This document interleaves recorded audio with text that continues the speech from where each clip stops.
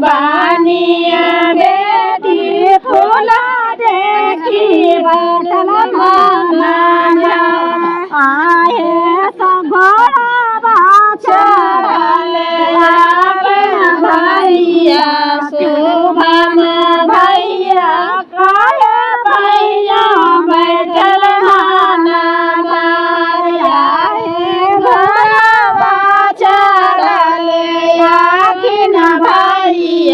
शुभम भैया कहे भैया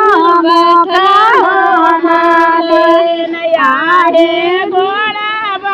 चढ़ल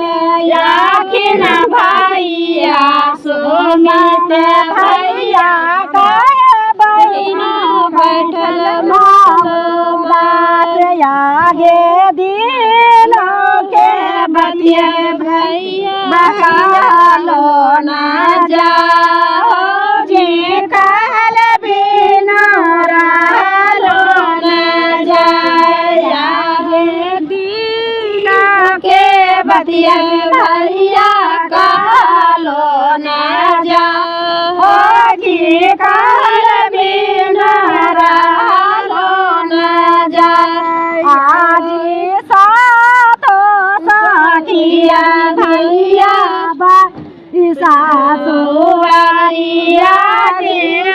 सर फुलवा लोड़ा लो न जाया जी सातो साखी रे भैया बासे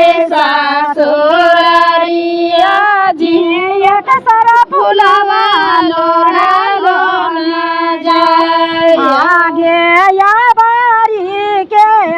लगे बाहिना बाना हो धीरे जागे यागे साला गारा हो